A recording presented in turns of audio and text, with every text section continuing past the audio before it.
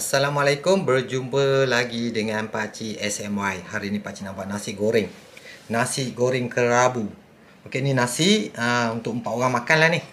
Ini bahan-bahan kisar ya. Pakcik ada satu labu bawang merah, cili padi banyak juga kat sini. Merah ada, hijau ada, bawang putih. Seterusnya Pakcik ada sos ikan 2 sudu besar, sos perasa tiram 2 sudu besar, limau nipis, ikan masin. Tak kisahlah ikan masin apa potong kecil-kecil sebab kita nak goreng nanti. Lepas tu udang. Pakcik menggunakan 8 jenis ulam ya untuk nasi kerabu ni. Kat sini Pakcik ada ulam raja, petai, daun kesum, daun limau purut, kacang botol, kacang panjang, serai dengan bunga kantan. 8 lah semua sekali. Kuantiti tu ikut pada kesesuaian nasi kita tu. Ni Pakcik tunjuk je, bukan semuanya akan masuk. Pakcik potong ulam raja dulu. Jangan terlalu halus, jangan terlalu besar. Sebab kita nak goreng nanti ni dengan nasi. Nanti terus tak nampak. Tenggelam di nasi kan. Kalau kecil sangat. Biar besar-besar macam ni.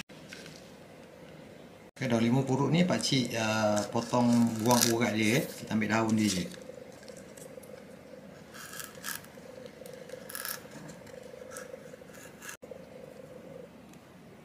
Potong daun limau purut ni memanjang, nipis-nipis tau. Sekecil yang boleh. Kesum ni cincang-cincang lah. Petai ni Pakcik potong 2 je. Tak nak potong pun boleh, bubuh je terus. Kalau rajin potonglah 2. Kacang panjang potong halus-halus ya.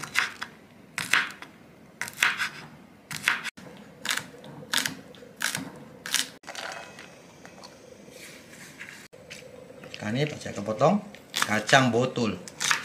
Nipis-nipis. Cara yang mudah lah. Serai ni potong sehalus yang boleh ya.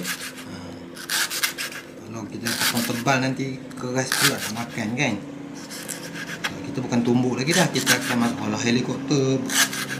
Bunyi-bunyi kat langit. Dalam rumah bunyi. Bunga kantan.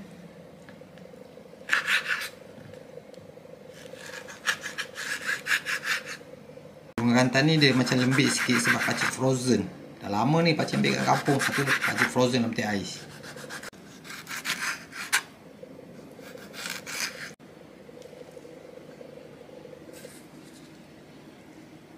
Mula-mula Pakcik siapkan kuali, minyak, lepas tu Pakcik goreng ikan masin dulu.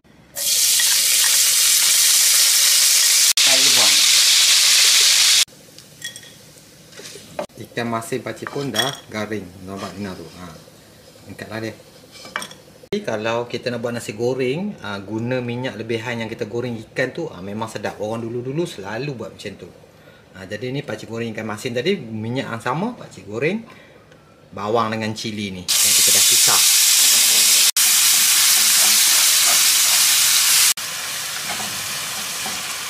Tak payah nak garing-garing sangat cili kita ni. Akak dah naik bau wangi tu. Kita dah boleh letak udang. Pakcik pun pakai udang Nak pakai pun boleh, pakai sotong pun boleh. 2 sudu sos perasa tiram.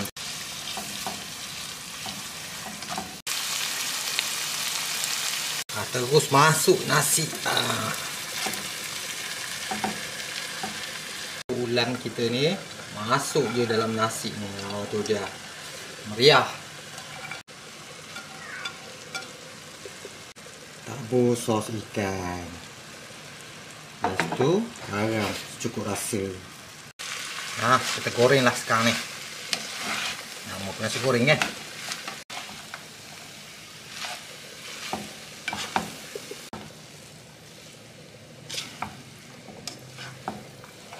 Kalau orang dulu-dulu dia goreng nasi tu sampai nasi tu sedikit keras lah.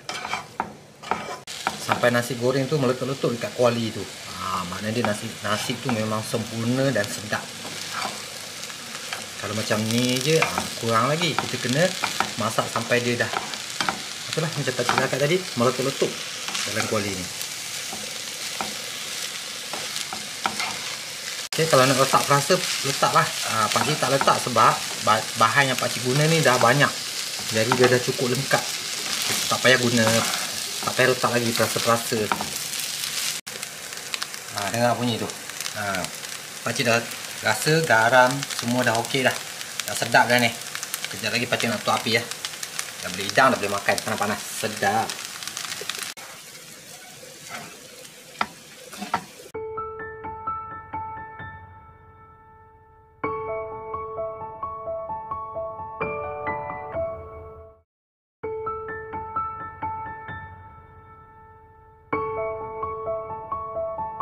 Tabur ikan masin kita.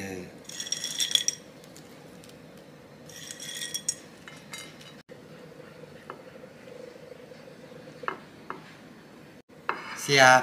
Senang kan resipi pakcik? Sedap insya-Allah. Boleh try untuk buat sarapan pagi ke, makan malam pun boleh. Okey, sekianlah resepi daripada pakcik kali ni. Kita berjumpa lagi di video-video seterusnya. Assalamualaikum.